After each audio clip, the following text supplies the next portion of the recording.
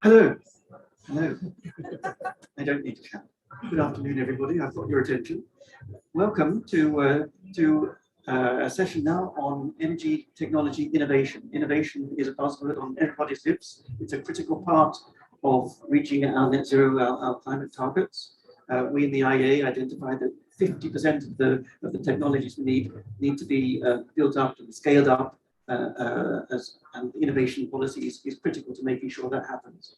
So today we're going to hear two different aspects of the innovation narrative. We're going to hear about the technologies that are some of the critical technologies which we need to deliver on net zero, but we're also going to discuss the innovation policies we need to actually make that happen. So we start this session with two high-level interventions. Thank you very much, Minister Karine Galera, for joining us, and Dr. Betty Birol. We start first with Your Excellency. Would you like to give us your views and words on energy innovation? Thank you. Thank you. Thank you very much. I want to thank Dr. Betty Birol, Executive Director of the IEA, for inviting me. Friends and colleagues, I'm very pleased to be here with you all today inside the venue of COP26.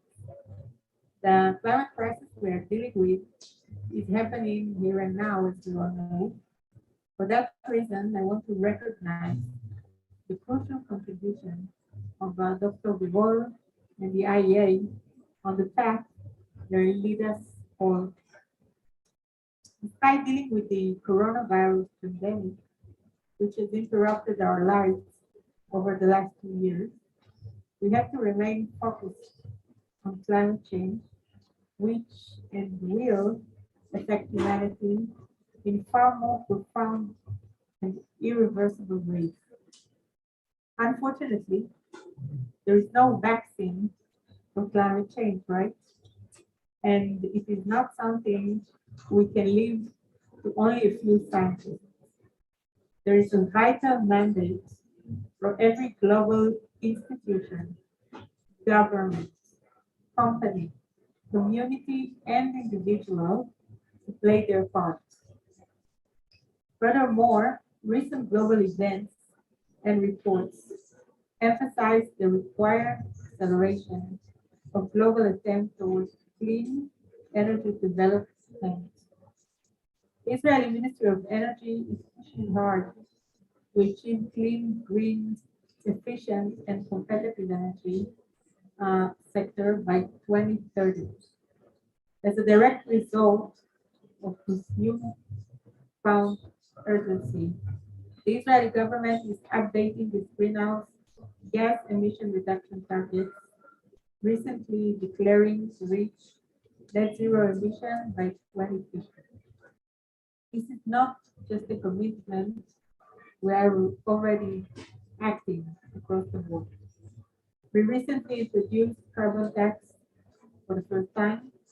We ended issuing new permits for onshore drilling.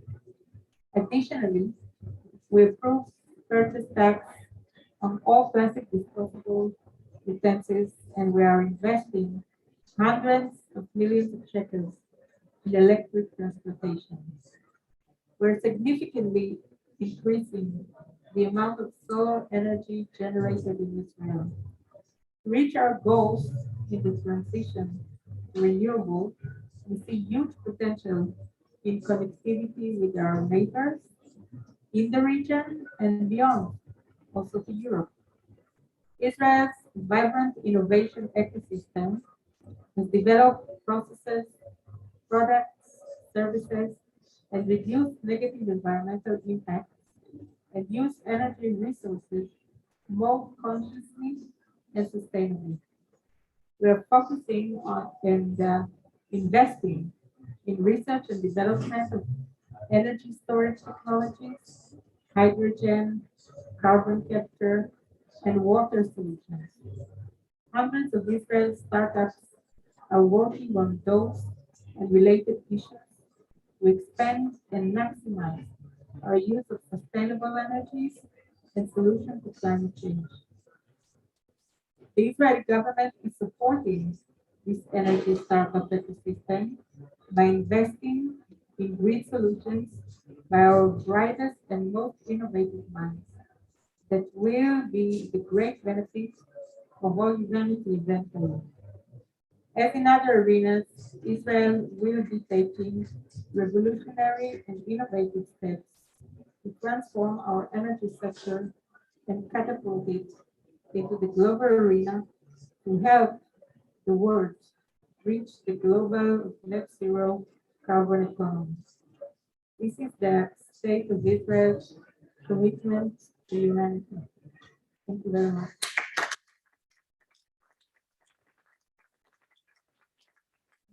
But, I have to leave you. I have a flight to get back home. But it has been amazing event. Thank you very much. Thank you very much.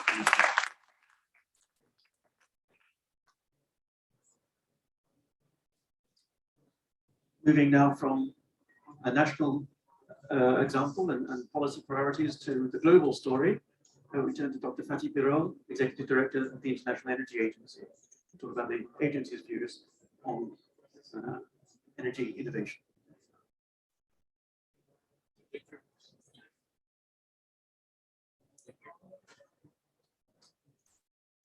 Okay. Third time, thank you, Tom. Very good afternoon, dear colleagues. It is a great pleasure to be in the Nordic pavilion with our Nordic friends and colleagues here. We heard an excellent speech, framing speech from Madam Minister. I would like to share some thoughts on innovation, but before that, I would like to share a good news. I believe a good news for all of us. Good news from IEA. Yes, we do sometimes, from time to time, we give some good news, and this time, good news is about the climate change, which is the following. In the last few months, more and more countries, including in the last few days being India, made commitments to net zero emissions. Most of them 2050, some of them 2060 or longer. Second, there was another one, very important, I would say, a pledge for methane emission reductions, 105 countries. So I asked my colleagues at the IEA, we have a huge modeling system that Mr. Unander knows. He was supervising it when he was at the IEA. What does it mean if you put all these pledges together, if they are implemented? What is the temperature increase expecting us? Now, the good news is, at least I should say, the encouraging news is, if those pledges are implemented, global temperature would increase by 1.8 degrees Celsius. Still higher than what we would like to see. Still, they have to be implemented, but compared to where we were a couple of months ago, I think this is an important achievement.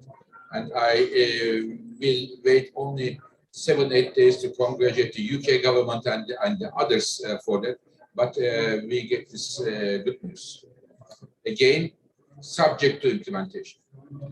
Now, coming back to innovation, many of you know that IEA published a report, a net zero report in May, 18th of May last year.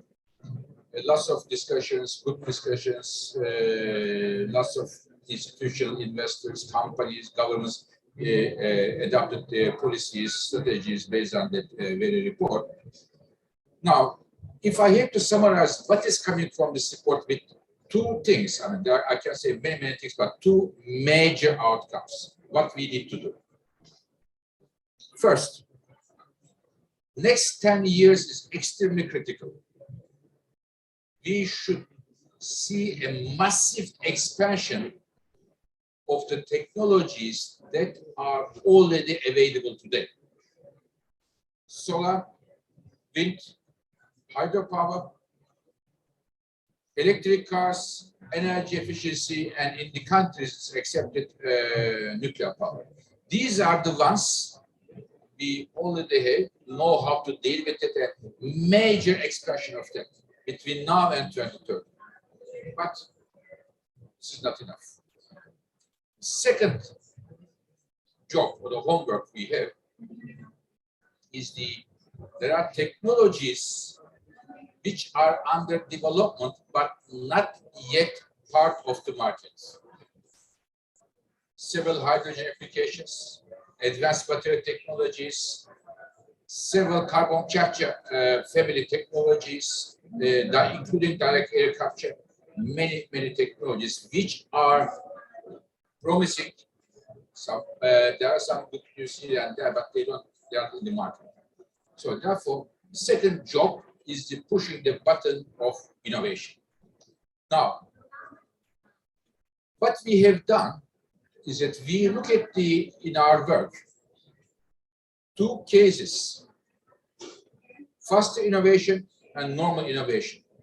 If you are not able to increase the pace of innovation, you will need additional 20 years to reach your climate goals, 20 years.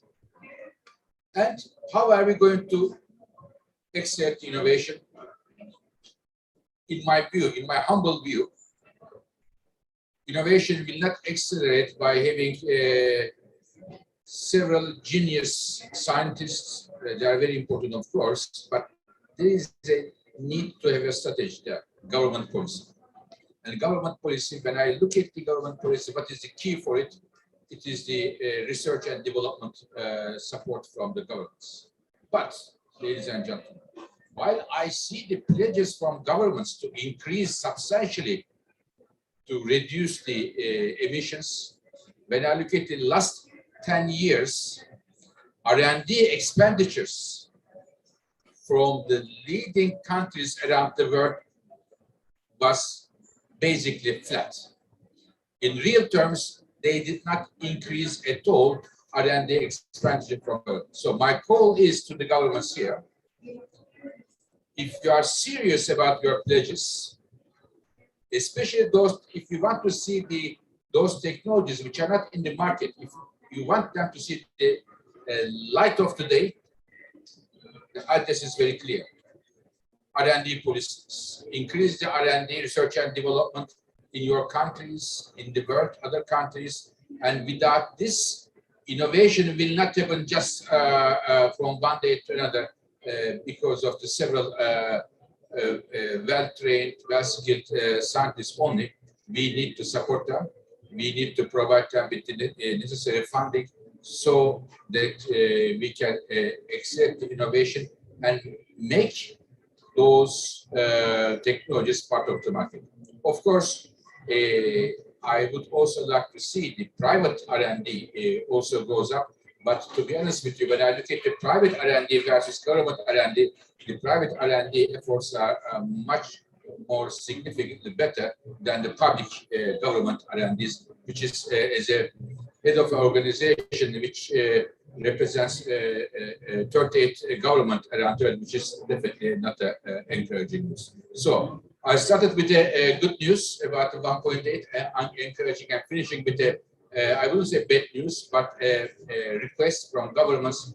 If you are serious about innovation, if you are serious about the net zero, please push the R&D funding in your countries and everywhere. Thank you very much.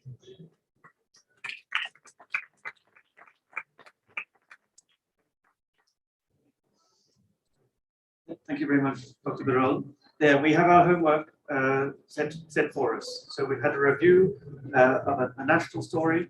We have the overarching survey of innovation policy in the energy sector. And now we're going to do a bit of deep diving.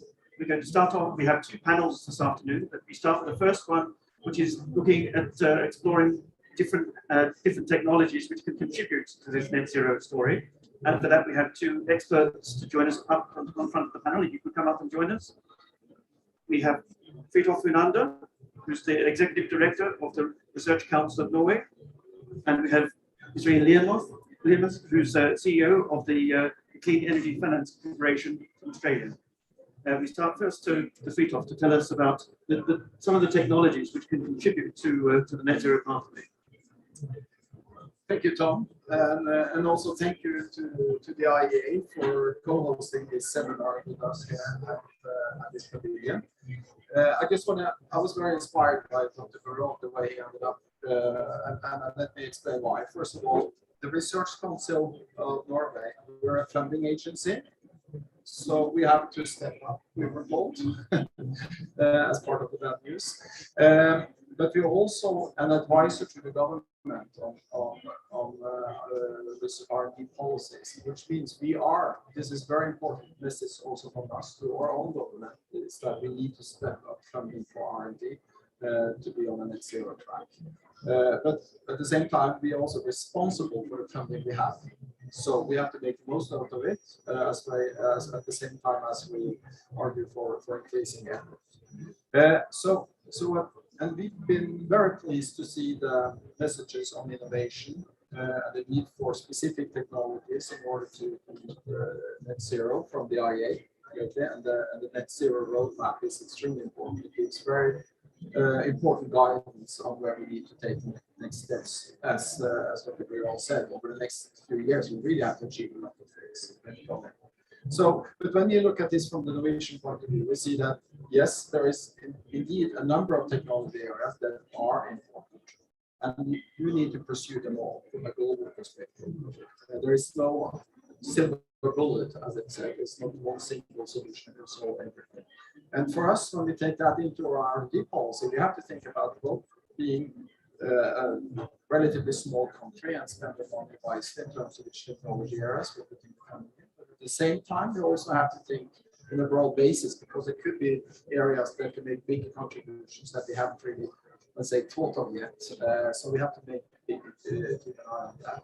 But then when we look at the key technology areas that are on the table, indicated by the IEA publications, we see that we indeed have a very good overlap in many of these areas where Norway has specific competences and also traditions. So that's something we certainly want to pursue in the work that we're doing. And I have to say just one thing, being an energy exporter as Norway is, it's important to notice that we are now moving from what you could say traditional energy markets, where you sell energy, oil, gas, and coal, towards more technology-oriented markets. So it's a very different dynamics in technology markets than it is in energy markets, we believe. So we have to really get going in terms of thinking exports also related to technologies and not just being an energy export. This is something that we are very, we're certainly working on that, and there are lots of several Norwegian companies pushing ahead on that, and we were pleased to see that. But in terms of our own role, let me just say pick 3 technology areas where we are, let's say, hoping to push above our weight. The first one being CCS, carbon capture and storage technologies. And let me just start by saying that in Norway now we have this what we call the Longship project, which is a full-scale CCS demonstration project, which combines the capture of CO2 from cement production and also municipal waste to energy incineration, and transport it by ship to the storage site and stores it in an offshore geological formation. And we've been storing CO2 on the Norwegian continental shelf for quite a while, but this project is much bigger in terms of this amount of CO2 that needs to be stored. Which also means that this project is open up for storage capacity, which is much bigger than what we have from the capture plants we're planning. So if you like, we have lots of excess capacity in the storage system here. So this could also be, let's say, we see this could help sort of the chicken and egg challenge when it comes to CCS, because you need a place to store the CO2, and that's a very important part of this project. But of course, we also quite focus on developing capture technologies and industrial application of that, and also for us in the Norwegian context, CCS is much more than just a solution capturing CO2 emission from fossil fuel use, but it's also crucial in decarbonizing industrial processes. So that's one part of it. But it's also the way we see it, is a very important enabler for emission reductions also in the end-use sector, particularly for Norway in zero-emission shipping or green shipping. Because we, through the opportunity of producing hydrogen with CCS, so-called blue hydrogen, zero-emission free hydrogen, but applied in the shipping sector, which is an area where Norway is quite engaged and a big industry. So that's something that we work on. We will have very success in developing coastal shipping solutions that are basically zero emission. But of course, the challenge is to do this on a longer term shipping, deep sea, and then we need hydrogen drive, ammonia, or other solutions. So that's a link back in a sense to CCS. So this value chain approach is something that we are very interested in. So then I mentioned CCS, I mentioned green shipping, and finally I just want to mention what we do on offshore wind, but then specifically related to floating installation, because that opens up the let's say market potential is quite big once you can go on deeper oceans, deeper waters, and use floating in windmills. And we've had a long tradition there as well through the work that's been doing via Equinor, and what we are now doing, building a floating offshore wind park outside of the Norwegian coast. And we also hope that spearheading innovation and research projects related to that area would be very important for, well, of course, moving Norwegian industry ahead in an international competition, but at the same time, of course, helping to bring down the cost of these technologies, which would be very important to do this. Excellent. Thank you very much, Fridtjof. So there we've got both a thought about the institutional structure of managing research in this field, and also three exciting examples of novel technologies which have to grow and develop and contribute to the net zero pathways. Just to, I mean, you flagged up three key technologies there, but in terms of filling the gaps, how does the Research Council work in terms of, you mentioned that you've got some research programs, but you know that there are unknowns out there as well. What do we do to try to explore what those unknowns might be and identify the next generation of technologies? That's a very important question, and clearly a very important question for our research council. We found, as you mentioned, we found projects all the way from basic science to innovation projects, and sometimes even demonstration projects. So we have sort of the whole innovation chain. But we have our regular calls. We have calls within the energy field. We have calls that within specifically related to CCS. And so we have sort of technical calls. But in some, they basically cover a wide range of technology areas on the applied side, if you like, where we also want to have industrial applications. But then when it comes to basic science, we have most of the funding there is related to open calls. So there's definitely opportunity sort of to come up with new ideas. And then later on, that could be, if the project succeed, that could be transferred into more sort of industrial-oriented research. So this is what we're trying to do every day in our calls. But it's sometimes a challenge that we also have to make priorities in terms of how much funding do we put related to basic science and tools we have there, and how much do we sort of follow industry on the tracks that they have. So that's a continuous sort of balancing that we're working on. Great, thank you. Okay, well, now we turn to the other side of the world, a different institution and institutional perspective. So please, Ian Leonard from the, did I say you were the CEO of the Clean Energy Finance Corporation based in Australia. Based in Sydney, Australia. And it's an absolute pleasure to be here. Thank you for giving me the opportunity. I know for many of you, probably may not know a lot about Australia's challenge in reaching net zero.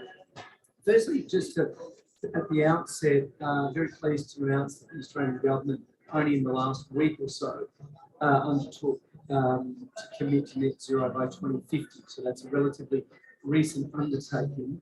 And why that is the case is Australia is a country that has grown up effectively with coal-fired power generation, very cheap power, driving a lot of the industries in Australia. So that transition is very significant for Australia. But on the positive side, of course, it's a country of abundant solar, abundant sunshine and wind, and it's really the great opportunity for Australia to capture, particularly solar, ultra cheap solar power to create hydrogen and use it both domestically and export it to particularly closer Asian markets. So there's some enormous opportunities around the commercialisation of technologies in Australia. The government, the way that the country is trying to get to net zero is, under the auspices of the current government, is of course a technology-driven approach. And the key technologies that have been identified as priorities are, as I mentioned, hydrogen, carbon capture and storage, large-scale battery storage, soil carbon sequestration, green steel, green aluminium, in some cases, in either being created through hydrogen or through renewable energy. And finally, there's an aspiration over the next decade or so to get the cost of solar production in Australia down to what would be about $12 US a megawatt hour. And by using that incredibly cheap power, as I say, creating hydrogen to drive those industries. On my side, where I actually hail from, is a green bank that Australia established 9 years ago called the Clean Energy Finance Corporation. And we are, in fact, the world's largest green bank. We're 10 billion Australian dollars, so $7.5 million US equivalent. And it's been phenomenally successful over the 9 years that we have been operating in Australia for a number of reasons. Because we've had a very broad mandate, we've been able to either lend money cheaply or put equity capital into companies. We've been able to invest right across the economy in Australia. So renewable energy, energy efficiency, or any form of low emission technology. So if you look at our portfolio today, which is approximately $6.5 billion of commitments, we've invested in everything from wind, solar, batteries, the largest batteries in the world today, 160 megawatts in Victoria, the big battery in South Australia, which Tesla and Elon Musk was there and promised that if he couldn't build it in 100 days, it was going to be free. Got a lot of news around the world. But also on the energy use side of the economy, so energy efficiency in the property sector, in transportation, agriculture, and infrastructure. And if you look at the way where emissions are coming from in Australia, about a third come from the energy sector, which is rapidly decarbonising with the introduction of wind and solar. And we've been a big part of that. But it's industry, agriculture, and transport are the really hard sectors for Australia to try and decarbonise. And that's where we've also been looking at supporting a raft of technologies in that space. And we have an innovation or a venture cap fund. At the moment, we've committed about 200 million Australian dollars to that. We've probably invested about 60% already, and we've invested in companies, as you would expect for Australian ingenuity, in the next wave of solar technology. It's a very famous engineer in Australia, Dr. Shurong Ji, who comes out of the University of New South Wales, who in some ways is the father of solar PV. And something like 80% of the solar panels around the world have some element of Australian solar technology in it. It's quite an extraordinary statistic. Anyway, Dr. Shi's latest company, Sunman, is producing, was developed and is now commercialising ultra lightweight solar panels, particularly for warehouses and rooftops that can't take the weight of a conventional panel. Extraordinary sort of next generation solar which I think will be revolutionary. We've also invested in e-mobility, an e-bike company. We've invested in software companies regulating rooftop solar. Rooftop solar in Australia is quite extraordinary. 1 in 4 houses in Australia have solar on their rooftop. Each year there's about 3 gigawatts of power coming into the Australian electricity sector on people's roofs. So Australia's got a huge country. There's only 25 million of us spread across a very big, wide continent. But the fact that we're putting in, on people's rooftops, the equivalent of a large scale, a conventional, coal-fired power station equivalent, is really quite something. And Australia is working on technologies, and we're supporting those through the Clean Energy Finance Corporation, turning a lot of these rooftop solar, coordinating the way they operate, so that they are effectively virtual power plants. And the first one of those, the world's biggest virtual power plant, is in South Australia, using the state government's public housing rooftops, covering those rooftops with solar, household batteries, allowing them to be all regulated together by the distribution of a power company in that part of Australia. So I guess if I'll just leave you with the message that Australia is very focused on innovation and technology in this clean energy sector. It's focused on those areas that play to our strengths. As I say, solar and using solar to generate cheap hydrogen, but also leveraging off the huge LNG industry that I think was the fourth largest exporter of LNG in the world, and hydrogen will kind of piggyback off the infrastructure that we have in that sector. And the oil and gas sector in Australia, as it's transitioning, is also a phenomenal opportunity for carbon capture and storage. And we're just launching our first big projects there with some of the big gas companies in Australia, some of the biggest sequestration projects that in the world are about to take place in Australia. So a lot to be, I think there's a lot to be proud of in Australia around the innovation and technology in the clean energy sector. Thank you. Terrific, thank you, Ian. That's a really interesting look at a very, well, I was going to say completely different side of the world and perspective on very different technologies. But then you ruined it and brought back the fact that you are both two big gas producing countries, and drawing on the resource, the expertise that you have there and harvesting that in terms of the development of the new technologies. And I ask, particularly coming as you do from a financial perspective, in terms of early stage financing, are there critical things that you think you as a corporation address, or is there even somewhere between the work that Fritos Institution does as a funder of initial research and your side of things? Yes, and that's a very good question. In Australia, yes, we do early stage venture capital investing, but you need to support the innovation coming out of the universities, or the entrepreneur that's still in the garage. So Australia, at the same time as we were established a renewable energy agency, which is a grant-making agency with some $2 billion or so, and it has been supporting many of the technologies that I mentioned, but at a much earlier stage. And we're very complementary, and we've been supporting some of the, even some of the companies that I mentioned, some of the early stage hydrogen investments where they may provide a grant and we would put in early stage equity. So in many cases, and this even happened at the start of Australia's utility scale solar PV industry, the ARENA, the Australian grant making and technology supporting company, owned again by the federal government, was putting in say 20% of the capital by way of grant. We put in a concessional loan, taking all the risk on whether the solar farm would actually be successful in selling the power, and the combination I think was very effective. So yes, there is support across that whole life cycle. Great, thank you. Do we have any questions from the floor for our two panelists? The opportunity we have for you, but it is a rather COVID limited audience, but we do. So, do we have a mobile microphone by any chance? Not a very mobile microphone.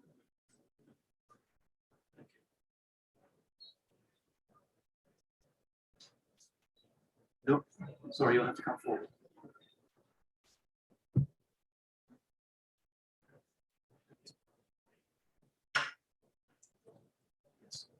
So thank you for the presentation. I was wondering if you take into account the fact that maybe today's solutions may be to Nora's problems, And how do you account for maybe if you look at the planetary boundaries or things like that to assess the solutions that maybe would reduce carbon emissions, but maybe will cause other problems.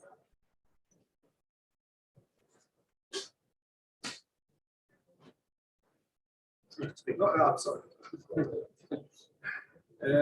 Yeah, that's a very, very important question, and especially for a funding agency for research. So we try to, and we continuously work on this sort of do no harm principle in the way we fund project. It's not always easy to incorporate all the possible potential negative impacts of projects. And at the end of the day, certainly, say balancing needs to be done. When it comes to, for example, onshore wind, which is not easy nor even to develop because of the impact on nature and so on. But that's important, and we want to make that more important in the project selection criteria. I should also mention, and that's a very important point, that we also fund research related to social science, understanding sort of also how technologies, when they are implemented in societies, because that's where they end up. When the IEA is analyzing this is on a global scale, but at the end of the day, these technologies end up somewhere, and there are typically people who live there. So also to understand how the processes are, let's say, established so that you can get sort of local communities involved and you can do it the best way in terms of taking into account the barriers and other impacts from establishing technology. So that's certainly an area where we also fund research, and we think it's important to put more emphasis on the social science part of the energy transition. Yeah, I mean, maybe just to add to that, I think the social element is a very significant one. It's a significant one in Australia, for example, where we're trying to use soil carbon sequestration as a way of addressing our emissions target and trying to get to net zero. And in Australia, what is starting to happen is there is some situations where people are buying up large farms in Australia, large properties as we refer to them, and they may lock them up and they would be rewarded with credits under the Australian domestic system, but that has an implication for that community because there's no longer a family that are otherwise growing crops or rearing cattle. So there's some challenges with that social license issue. And the other, of course, big social issue that we have that's sort of on the other side of the coin is Australia's transitioning from a coal-fired powered economy to a renewables one. And the big challenge with politics of Australia is how that transition takes place fairly. It's in the regions of Australia. They are well represented in Parliament. And so we're trying as a country to have a line of sight over the employment and sort of social opportunities that will come from green hydrogen, green steel, and other kind of industrial opportunities that are low emissions versus the history that we've had as a coal-fired powered economy. Great, thank you. Please, another question from the floor. You're mentioning the virtual power plants, and I think you mentioned it's managed and operated by the distribution companies, correct? They certainly play a very big role in the use of it when the powers aren't used and when it's used by the households. I just want to ask, the distribution company, I guess it's an area monopoly. I don't know if it's public or semi-public entity. And my question is, how do you encourage these kind of entities, the monopoly grids, to invest in innovation? Well, in that particular case, it was a collaboration between the state government in Australia that owned the houses and was able to ensure that there were solar panels put on the roofs and there were batteries put in all the houses, and they could decide that all these houses were hooked up to the grid and controlled by the local distributor. we and Tesla were along the day. It's ourselves, Tesla, and the state government were the three players in this particular virtual power plant. The more difficult challenge is just going out there in the private sector and seeing if you can find a big suburb of houses that are covered in solar and convince them to sign up to and hand over the ability to turn their power on and off and use it, export it to the grid at some time and allow them to use it at other times. And that's something that I think with the technology of that is still being worked on in Australia. So there are innovative companies looking at the software challenges of that, the metering challenges of it. One of the extraordinary things about certain parts of Australia is that in the middle of the day, power prices are almost negative because everyone's a micro power station, and increasingly Australians are able to sell their solar power just individually out to the grid. So coordinating that is what people are wanting to do, because yes, in the middle of in a city like Brisbane in Queensland, a sunny state of Australia, in the middle of the day, power prices can be minus $50 a megawatt hour. It's really quite extraordinary. So I think we're still trying to work that out. Great, thank you. Now, perhaps because I am IEA and because I'm always interested in spreading best practice about innovation policy, could you say, from your experience, I mean, you both talked about identifying the priorities. What possible innovative technologies can you be picking up and running with, whether it's in terms of the financing or extending the research program? What have you discovered? What's advice for your fellow research institutes or innovation financiers out there in terms of, it can be process, it can be examples. What would you offer as advice to others in your field?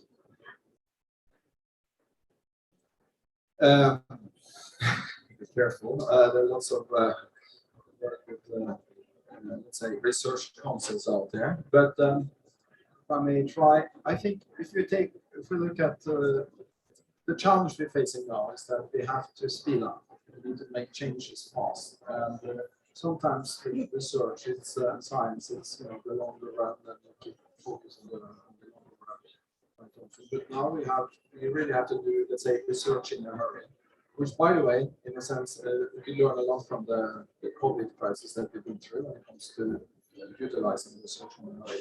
But I think that, but I think that the advantage here is that industry and business, they are most of the time in a hurry because they need to keep the wheels running and they make money. So I think that to sort of find the best way to sort of push that forward, going after money and achieve results. I think that's very important. And that's want to take you to one thing that I'd like to mention that we've done in Norway, which we think works well, and that is to take what we call a more mission-oriented approach. We actually have sort of a stage funding solution, which is an instrument that we have where we do sort of lab to market support, and we have a collaboration with another funding agency in Norway supporting demonstration projects, the Bellona, and also innovation Norway, the other instruments. But then we support projects, identify projects that in the research stage, they get funding, so the first step, and if they succeed, they can get funding through different instruments all the way to the market.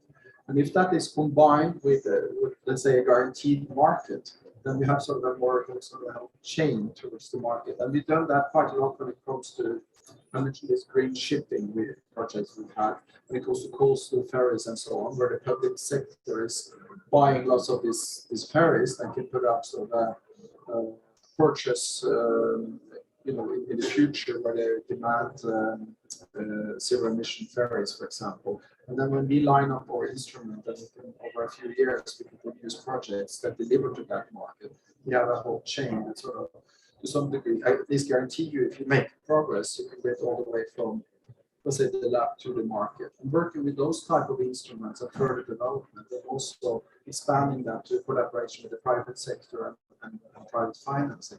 I think finding good models and good instruments there will be very, very important. And we sort of just started that, but I just wanted to share that as maybe one example it's going to be learning from. Great, thank you.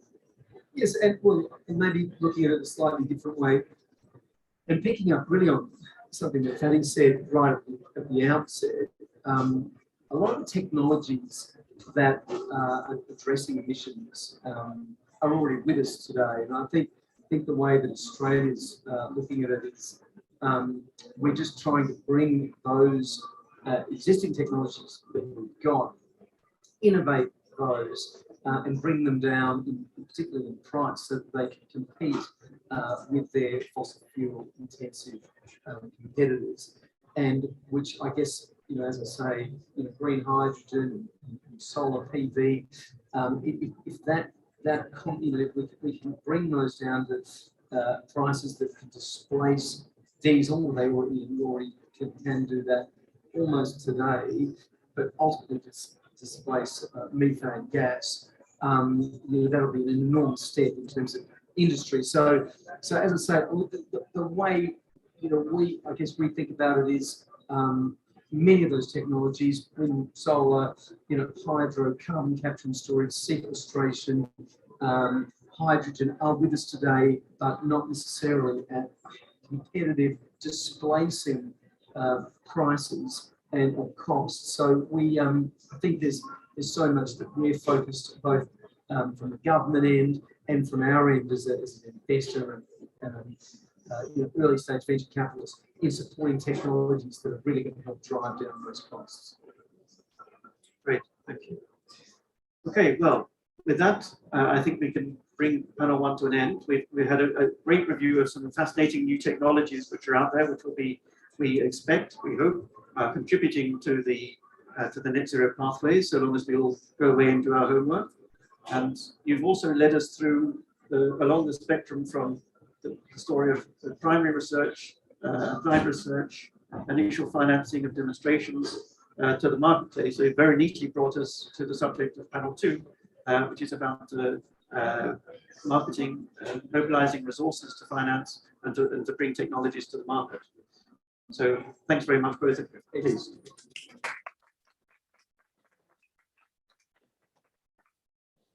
Okay, now with a little bit of musical chairs, I would ask panelists panel two to please come up and take a seat here. We can provide you with a third chair very rapidly. Well done, thank you. So, if I may introduce our panelists, we have Mr. Patrick Child, who's Chair of Mission Innovation and Deputy Director General of DG RTD in the European Commission. Welcome. We have Mr. Gerhard Salge as CTO of Hitachi ABB Power Grids. And once wide up, we will have Mr. Lei Zhang, CEO of Envision Group. Please, welcome. So, thank you very much for joining us. As I said, we're moving to panel two, where we're talking more about the technologies which have moved beyond primary research, and we hope gearing up for initial penetration into the marketplace. And you all have views of how this can work, examples of how this can work. So perhaps I would ask each of you in turn to give some examples of your perspectives on how we best tackle this particular aspect of the innovation spectrum. Please, turning to you first. Well, thank you very much. I'm very happy to be here, and thanks to the IEA and Bellona for making this possible. I think that one of the biggest challenges indeed that we face, given the scale of the energy transition that we need, is getting the public and the private sector to work together to mobilize resources at scale to deliver the sort of clean energy solutions that we need fast enough. And so, I mean, I was very encouraged to hear Fatih Birol's remarks in his introduction about the importance of really keeping the focus on innovation, because of my role in DG Research and Innovation in the European Commission and also Chair of Mission Innovation. That's what we're really trying to do. And rather than give examples of sectors where this has worked or not worked, I'd like to sort of and take advantage of the colleagues in the panel to sort of share some experience that we've had of the challenge of speaking the same language when you're talking to the corporate investors, private sector, and public funding organizations. In the European Commission, we sit on one of the largest publicly funded research programs in the world, Horizon Europe, with 15 billion or so to spend on clean energy and mobility and things like that in the next years. We've been testing out new ways, whether it's the creation of the European Innovation Council, of selecting projects to work in partnership with private organizations. And we have just earlier this week a really groundbreaking signature between our president, Ursula von der Leyen, Bill Gates, and the European Investment Bank of how we can bring matching funds from the public and the private sector to support the sort of scaling up of some of the existing or closer to market technologies. But reducing what Bill Gates calls the green premium, and you referred to it as well. But I don't think that we've yet found the miracle solution. I think some of the things we're doing in commission, some of the things we're doing in mission innovation, we are at the cutting edge of what is happening, but that may not be. But what I'd really be interested to hear from this discussion is how we can move further and faster in making sure that we're talking the same language. So we don't just get the public sector saying, well, we know what's best, we're going to pick the winners, and we hope that the corporates will follow us, which typically doesn't work. But equally, we have accountability to our political masters. We can't just say, well, we'll give all our money to the private sector and do what it will do. And so how do we find that bridge to mobilize and synergize the resources that we have as effectively as possible? That's my plan. Thank you. Would either of you like to quickly respond to that, or perhaps I give you some time to digest that, and you can make your initial interventions, please. My view is, if you want to have a future, so it's better for us to look at the history. We have already seen the success of the renewable energy within the last 50 years. So great achievement. And what we can learn from the history will be very meaningful. So in Vision, we started a company 50 years ago. So we see wealth opportunities comes and how this opportunity get bigger. The historical moment, if you look at it, is the Germany created the renewable energy law. This law actually creates a market. I still clearly remember in 2020, there was such a market.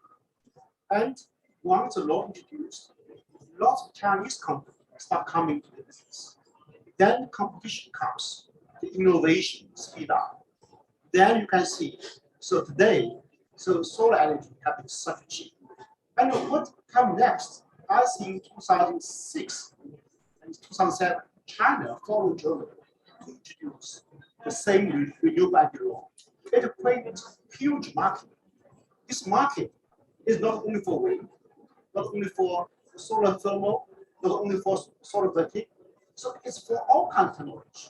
So this kind of market introduced tough competition. Then, for the last 15 years competition, wind and the solar actually they eventually stand out. So it's come from but it come from the market has been created initially. So this creativity, this kind of creation give the first momentum to speed up. So what we can learn from next? We see the factories coming. So Envision is investing in gigafactory in the UK, Sunderland. While we coming, again, we see the market is being formed now. The UK is announced the most aggressive the EV plan by 2030. After that, no diesel engine is going to be sold. So we see tremendous opportunities coming. So then what we need more specific. We have this net zero agenda, 2050. We have this 2030 EV the diesel engine phase out. What we need to see is a more clear framework, timeline, agenda, which this kind of framework is going to stimulate the private investors to have a more big commitment, which I think is very important. Then you leave it to the market competition. What innovation is come out is coming fierce competition. If you can see last year in China, the wind turbine in 2020 is around 4,500 RMB per kilowatt. it's almost like $800 per kilowatt hour. This year is around 2,000. Within a year, the job almost half. Why? It's because for the survival instinct.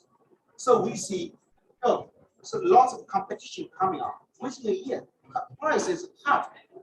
So leave it to market, create the framework, create the market, then competition is going to drive innovation. Yes. Thank you very much. So there's two very clear examples of a regulated but legally founded competitive market to stimulate innovation. Thank you. Gerhard, from your perspective. Thank you very much for having me and inviting me from the IEA. It's a pleasure to be here and with the Research Council. Now, let me comment a little bit from a technology provider in the power transmission and distribution space. And we heard already very good input here, and I want to put one other angle in complementation here for ramping up, bringing innovation really into the implementation and scaling it. What is needed is collaboration, trust, partnership, because usually what slows down really the implementation is that there is first a trial period, then a first pilot, to wait how this pilot establishes, and then it takes years over years over years. To accelerate that, we need to build trusted partnerships across the stakeholders from the very early phase and with really all the stakeholders involved. And then by that, gain the confidence and trust of all the stakeholders. And then it becomes an exercise that, like an avalanche, where then also others who want to jump on that can ask the stakeholders of all the aspects, from the finance to the scientific, to the technology provider, to the application owner. What is your experience? And then we can share the learning and we can deploy it. And we can come to more details later on. I want to give you a bit of an example from the system which is evolving maybe the fastest these days, and where also the IEA is providing fantastic information, which is the power system. We touched indirectly a lot of the electrification here already, but keep in mind, when we are talking electrification and the ramp up of the power system, we are talking at least a doubling, probably more a tripling of the power system when it comes towards carbon neutrality. So the power system is becoming the backbone really of the total energy system. And now how we are doing that in examples is linked to the power generation, it's linked to the power consumption, and we are working really here with the power system, transmission and distribution system in between, with the stakeholders then appropriately. Two examples. Let me start from the consumption side. Transportation example. One technology which can help a lot to really electrify and decarbonize is in cities, electric buses. Yeah, it's one example from transportation. What we are doing here is we are working with partners in developing bus charging concepts already from a very early phase.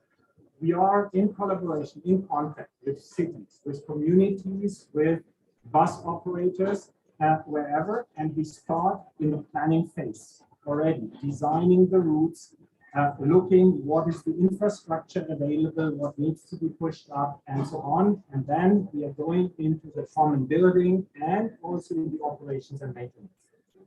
Other example, power generation. We heard already a lot about wind power generation, offshore wind power, floating offshore wind power. What we are doing here is we are looking with our partners from the day one how that needs to evolve.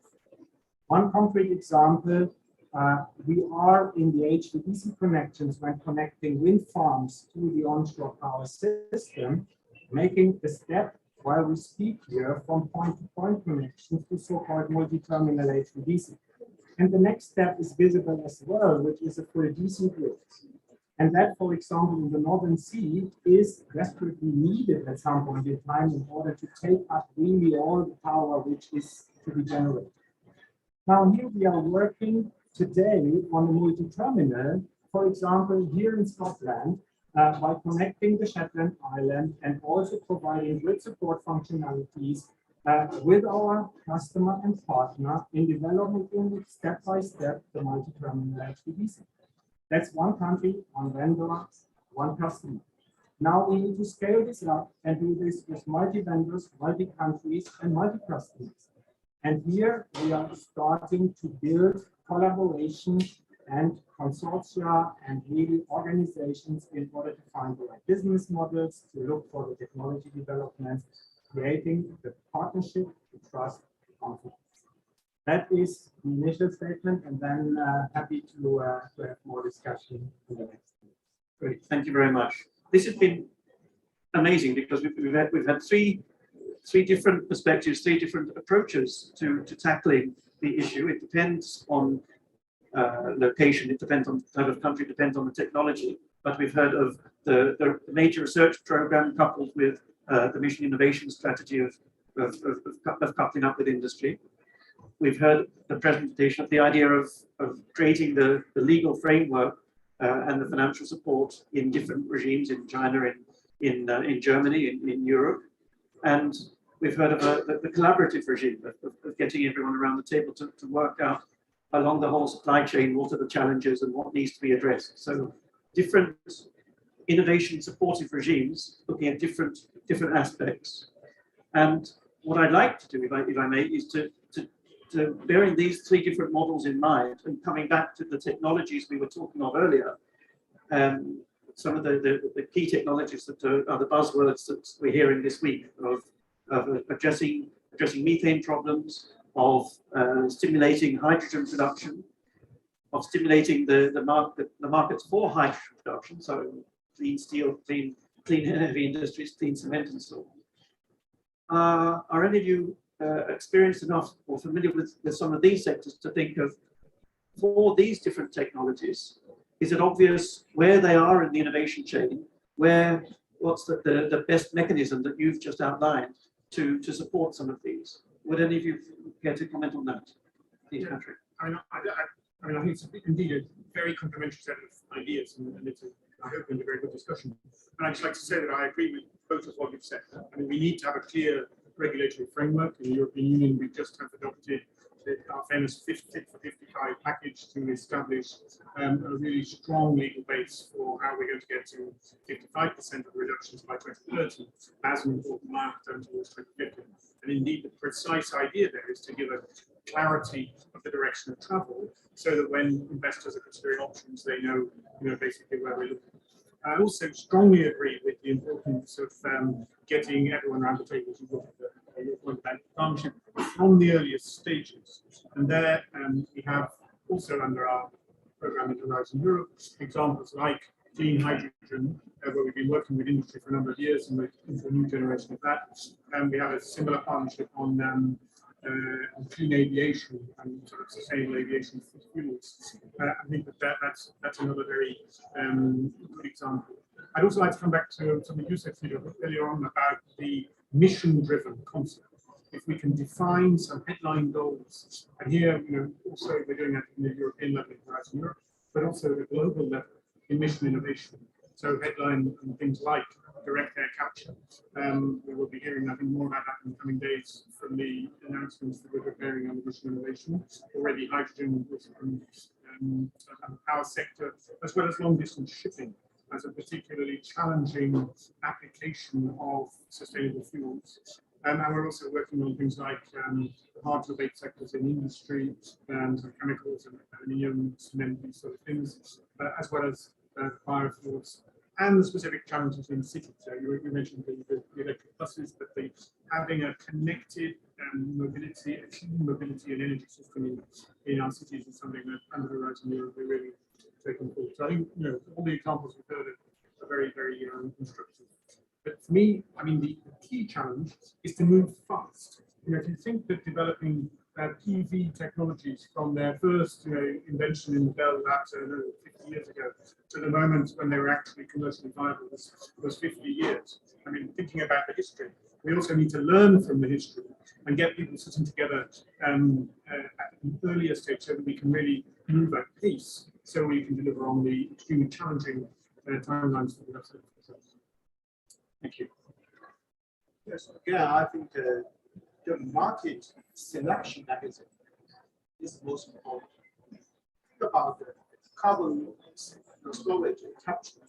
This idea has been discussed like 50 years ago. Same time with wind and solar. After 15 years journey, it's still the buzzwords. Why? Because the market chooses wind and solar. If we can just generate the fossil energy, what's the point to capture the carbon from burning coal? So that's we have to sometimes look at the reality, what's the market choose. What I can say, even for another 50 years, the carbon storage could just still the ideas. So this is very important. So leave the market is number one. The secondly is also, if you can see the case, hydrogen car and electric car.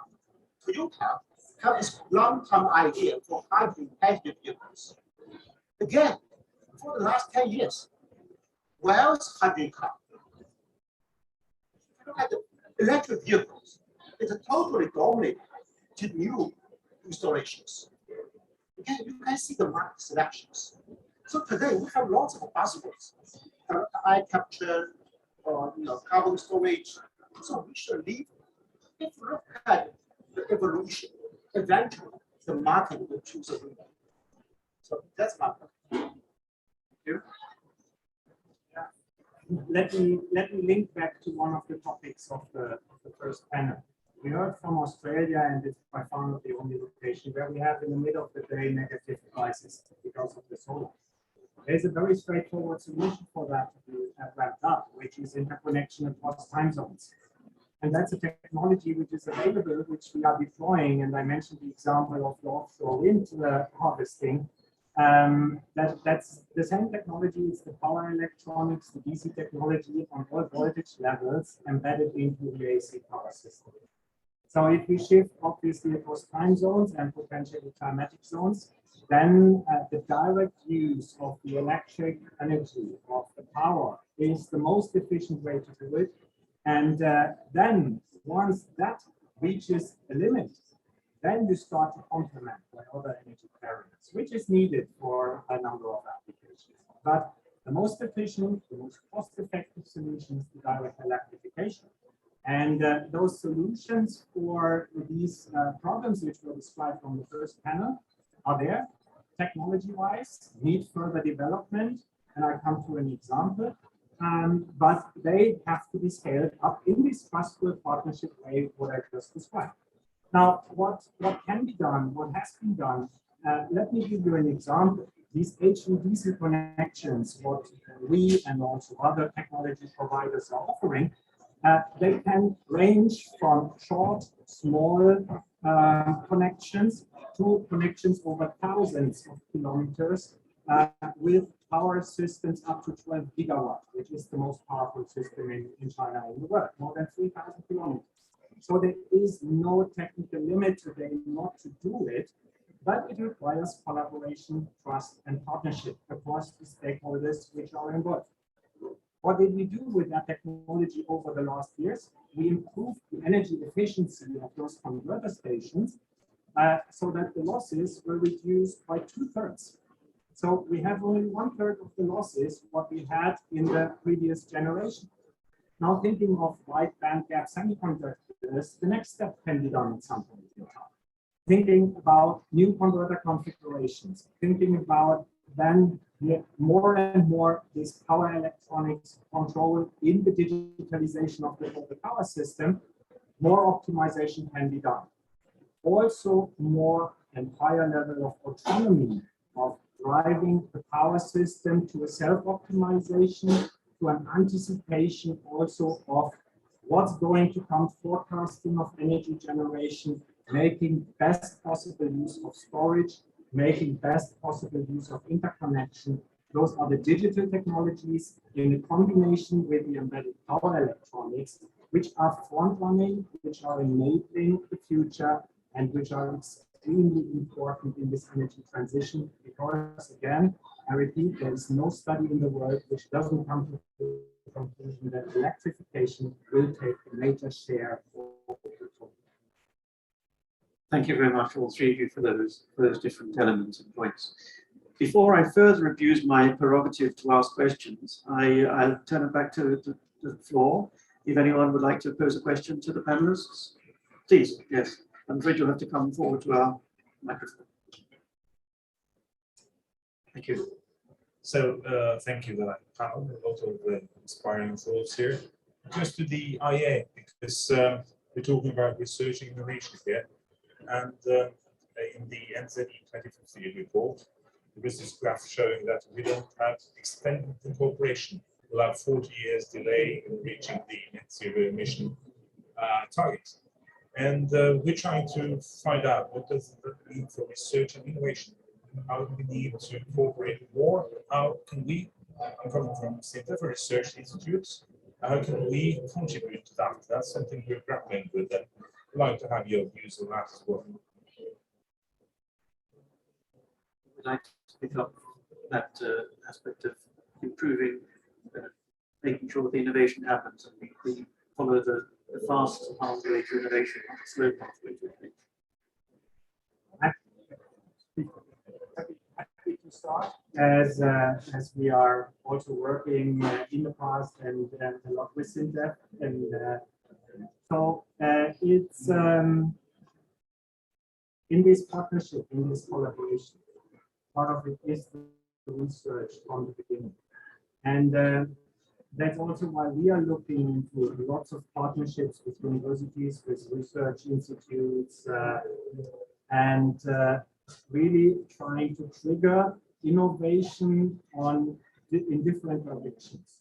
Straightforward innovation, which can be implemented fast, and at the same time long-term, which the industry itself, we in our research centers cannot do that much, because we don't usually have, and we heard it before, the time and simply the manpower also to do the whole thing. So here, research institutes are extremely important and complementary, and they must be part from the very beginning. And that's what we are also doing as part of the Horizon project where we are in. That's extremely important that from the very beginning, the research institutes, the industry, but also the public financing, and then also organizations like TNT Europe, CGRED, and also this forum are reflected and embedded. And in this partnership, then we give the right trigger points for short, mid, and long-term research.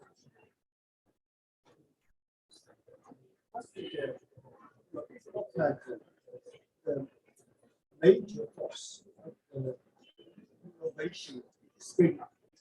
It's the business enterprises. So I'm the enterprise CEO. I know what attracts me or push me to develop more innovation collaboration. It is opportunity, market opportunity. I could see how big is the volume coming, how much my sales will be scaled up. Once I adopt the solid-state battery, these days I'm seeing the hydrogen project, especially this huge shortage of electrolyzer, is the reality because of big announcement for the big hydrogen project.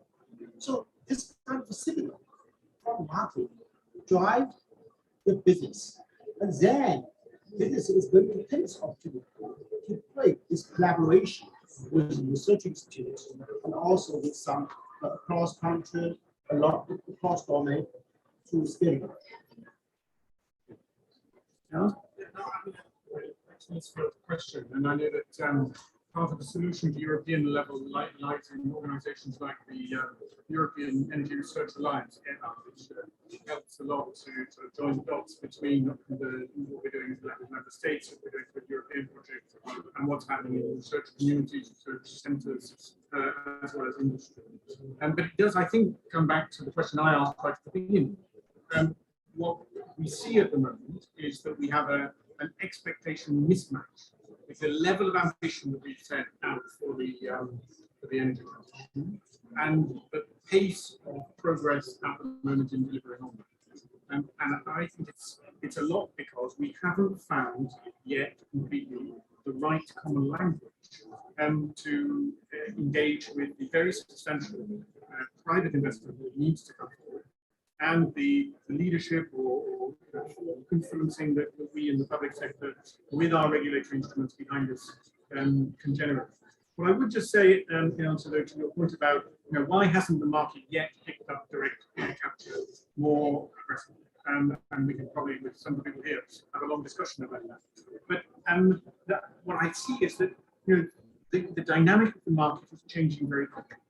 If we are seriously expecting to deliver clean energy solutions at the scale that we need in order to deliver the full electrification to substitute for what we presently need from fossil fuels, we're going to need every conceivable technology and probably a certain number of technologies that we haven't yet discovered.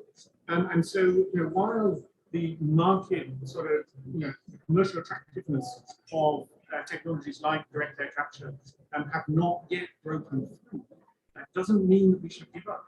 On the contrary, we need therefore to identify those sort of areas and join forces to see, well, what can we do to make that successful? And that's what we're doing in mission innovation.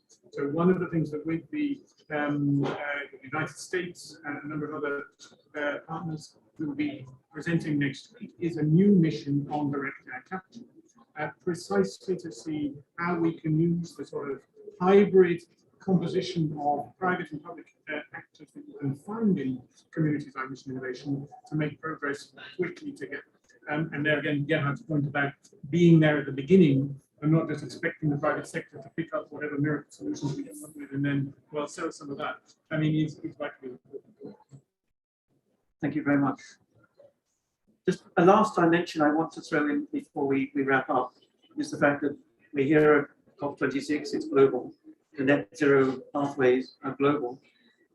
40% of the investments we need to reach net zero are in the developing world. Very different from the European markets. What can we say to the research councils, the innovation structures, or to the absence of innovation structures in the developing world? What can we do to start the process of innovation beyond our comfort zone? Any thoughts on how what's a single message you would take, or what single step would you take to take innovation beyond the developed world?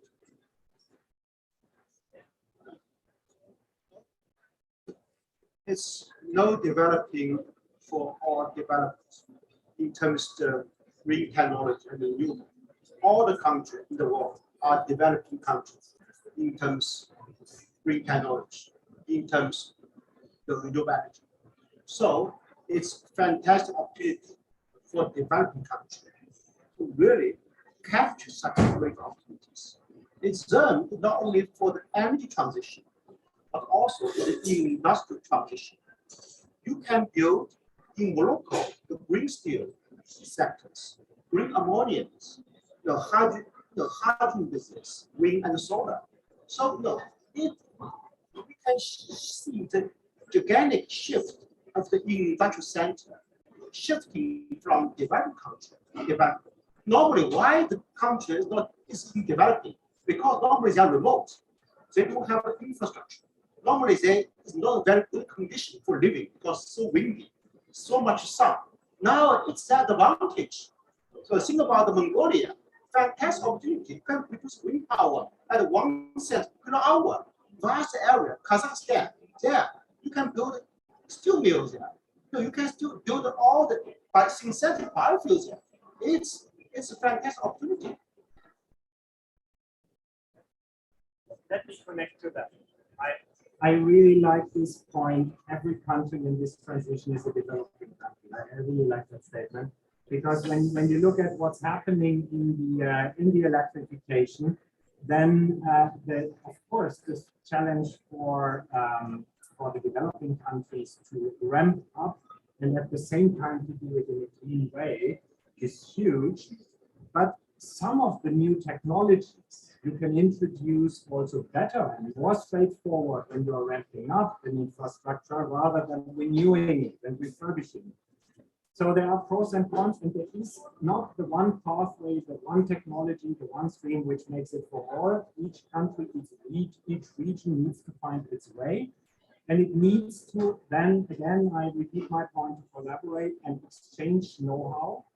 And in this role, global companies, global institutions play a key role because we and many others like us can transport experiences, competences, and know-how from one region to another, from one country to another, much faster in our stakeholder discussions than any conference, any paper can do, because we always have direct contact with the people in the countries, and we are pushing this all stakeholder approach so that it's really replicated as quick as possible.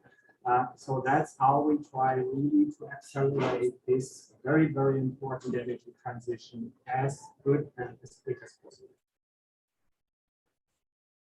I agree with what's been said. I mean, clearly the needs of the developing countries in terms of technology advances and deployment of these new solutions that we're developing is huge. And there, I mean, that's an additional incentive for us to develop and deploy as quickly as possible the new technologies that are not only going to meet our own needs, but are going to meet sometimes rather specific needs in other parts of the world. And that's what's going to create the market conditions which are going to help us all advance. So, I mean, with some of the work that we're doing in mission innovation on things like off-grid and local power generation, which is so necessary for rural communities in sub-Saharan Africa. I mean, this is a major commercial opportunity for the countries in the sort of mission innovation community who have the big budgets for research, swiftly to transform them and deploy them in those new countries. And I absolutely agree with Gerhard.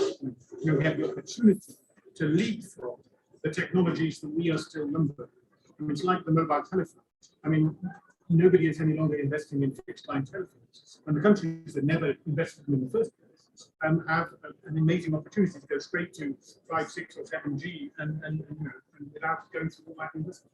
And I think there in the energy sector too, we have huge opportunities. But the very important point that when we are in sort of gatherings like this, remembering that this is a global challenge and that we're not leaving anyone behind, and that we need to tailor also our policies in order to address those needs, and that there are benefits for us not only in terms of improving the lives of people in those countries, but also in terms of the opportunities that they create for European and Western confidence and investment. Thank you very much. Well, thank you to panel 2. It was an excellent review. And overall, I think the narrative we've weaved today, from the Research Council, from the primary research, through the financing questions, through the deployment, has been a coherent story and an optimistic story. But to provide us with some final words, I turn to Ms. Marisol Dispert from the Chief Executive of the Research Council of Norway, please.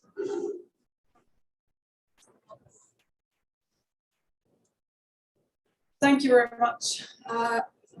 I really think it's been a very insightful, very inspiring, and very hopeful. And we've highlighted some of the key factors for success throughout this session. So that's been very inspiring as well. And we've heard how different countries, companies, international organizations are responding to these challenges, and how we aim to speed up the pace, because we really need to do that now. And we need to get the transition going to the clean energy and technology development, and we need to bring it into the markets, and the markets need to mature. And and it's wonderful, of course, to start with Dr. Fatimuro's good news and looking at how the pledges already made can take us to 1.8 if they're implemented, if and when. So that was a very good starting point. And to be able to see that in the model so fast, that's encouraging. And what he also points to is that almost 50% of the CO2 emissions and the reductions for 2050 would need to come from technologies that we have just currently at demonstration and prototype stage. So it's really early stages. So to enable us to be CO2 neutral by then, we really need to invest in R&D. And that was an extremely clear message from Dr. Bellona. That was a very clear message, not only to the governments, I'd say, but it's also a very clear message to those of us doing the financing or redistributing the financing, like the Research Council. So that was a very clear message to us as well. I think Felipe Fernando was pointing very nicely to how we are working with that. So that was all panel one, and how they went into the needs where they're more intense, different sectors. We look at sectors like heavy industry and long distance transport. We have very intense needs, but also throughout all these technologies, they need to be made more efficient, more effective, and more affordable. And I think it's absolutely right, like was said in panel two, the market will pick the winners at the end of the day. But of course, that can be, there are different ways of influencing that and making the path and the pace towards those tipping points faster. But to just sum up the two challenges here that face the decision makers, one is how to attract and channel enough investment to R&D. That is still a huge challenge. Dr. Groh, he was pointing to the public funding. We're also looking into all kinds of blended financing, and I think that's going to be an important way forward as well. But the nations need to step up. This is a good place to do it at the COP. But also looking at the markets, we need to move forward. We need to facilitate and enable dynamic global markets that continue to encourage innovation, because it's not just a one-way street. This goes back and forth. And even in the more advanced areas like batteries, renewable electricity, and electric mobility. I love the point that was so right, saying that we're all developing countries in this. I think that was very timely. So thank you very much for that. And I think it was also a very timely reminder from the public, saying that we need to be aware when we pace up here that there are trade-offs between the different SDGs. We're very focused here on the climate challenge, but we need to make sure that we do all these transitions within the planetary boundaries.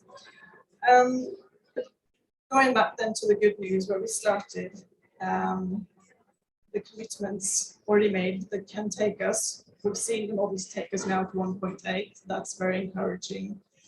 That will depend on the implementation, that will depend on the pace of progress. And I think that throughout this seminar, we've brought some of the answers and some very clear advice from the panels to the table. And that brings us all closer to actually making it happen. So thank you very much. Thank you to the Israeli minister and to Dr. Groh, and thank you to all the panelists. And thank you to you, Tom, for moderating this so very nicely. And thank you to the audience that joined us. Thank you very much.